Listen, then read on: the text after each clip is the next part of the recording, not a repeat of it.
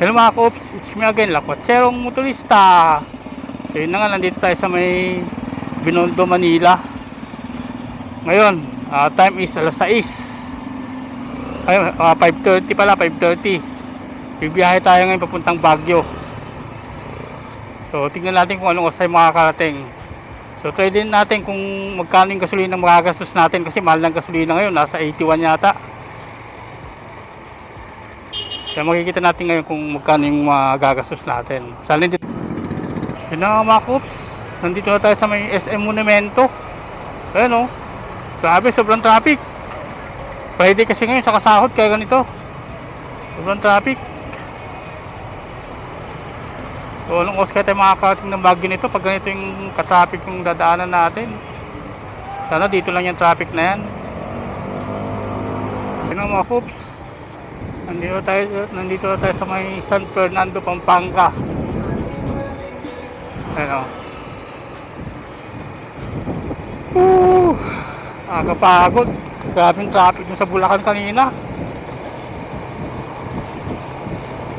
Sana dito wala nang traffic, diretso na yung biyahe natin. Mulai po yung lalakbayin natin. Nasa 4 hours pa mahigit bago makarating ng Baguio. Ayun nga mga Koops, nandito na tayo sa may Angeles City, Pampanga.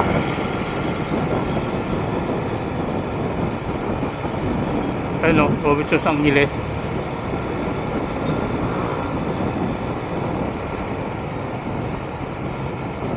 So yun na mga Koops, malapit na tayo sa Cannon Road.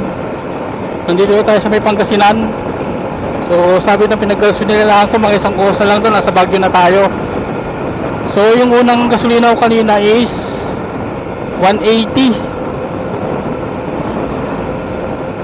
180 yung, ay 200 pala, 200 yung unang gasolina ko. Sa ako na yun, sa may Tarlac. Tapos bago tayo makyat ng ito, bundok, nagpa-gasolina ulit ako ito sa may Pangasinan, 118. Dito na tayo sa may Season, Pangasinan. So ito na yung pinakahuling bahay ng Pangasinan bago tayo makyat ng Cannon Road dito sa Baguio. So wala nang isang oras, nasa Baguio na tayo. Whew! Pero ang tanong, alas 11 na lang gabi. Alas 6 tayo umalis dun sa Manila, alas 11 na ng gabi ngayon. So grabe kasi yung traffic sa Bulacan kanina, saka sa Manila. Bindilim mo. So kala ko yung Season pa Pangasinan, pero ito pala yung huli, Rosario, Pangasinan. Ito yung mahabang tulay na to oh. Ito yung Rosario, Pangasinan.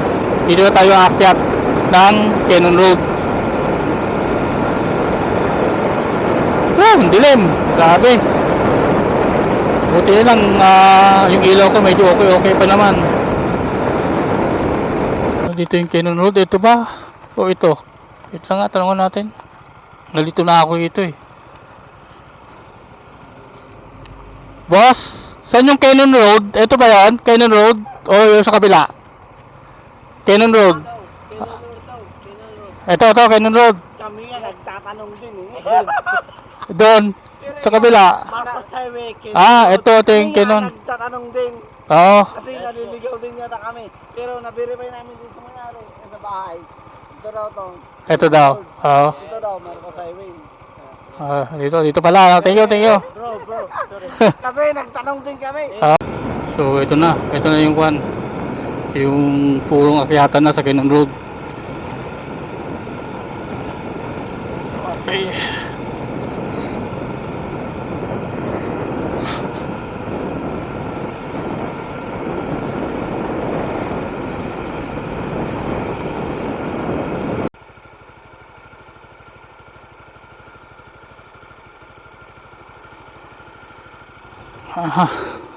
Saan na ito? Tulay. Sa may tulay na tayo.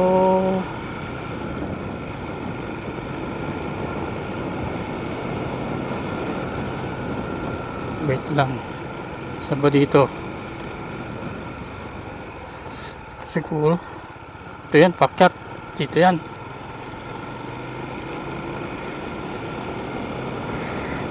Ang dilim. Buti lang may mga ilaw dito. May mga guide na ilaw. Laking tulong to.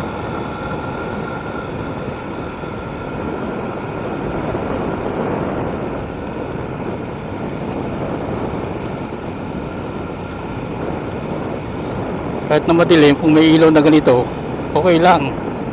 Walang problema. Woo! Ganda, tignan yung mga ilaw, oh. Diba? Ah.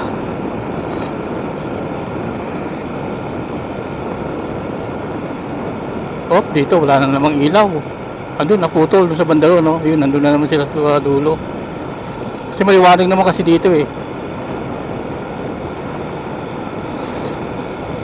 Grabe, oh. Walang mag-isa bumabiyahe dito sa Cannon Road. Dahan-dahan lang tayo. Ayun. Kasabay. Isa. Dahan-dahan lang tayo para at least ma-enjoy natin yung... Grabe, nakakatakot, oh. Kaya lang talaga nagbumiyahe rito. Parang kinakabahan ako pag ganitong kadilim, oh. Puno-puno. Parang may sumusunod sa atin na hindi ko maintindihan, eh.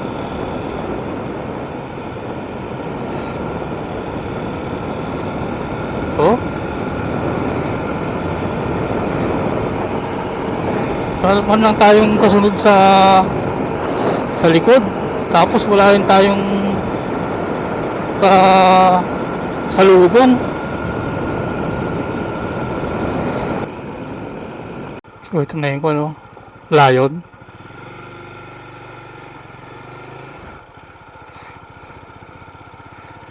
Ngek.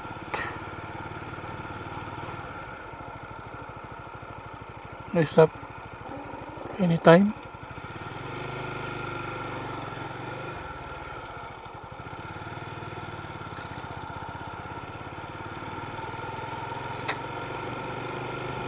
Wala tayong pan. So pwedeng ganyan.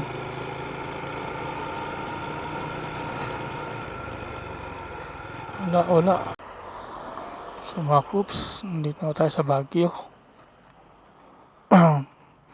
7-11 ng oras na. Alauna na, oh. So alauna tayo nakarating dito sa Baguio. 6, 7, 8, 9, 10, 11, 12. Halos 7 oras. Traffic kasi.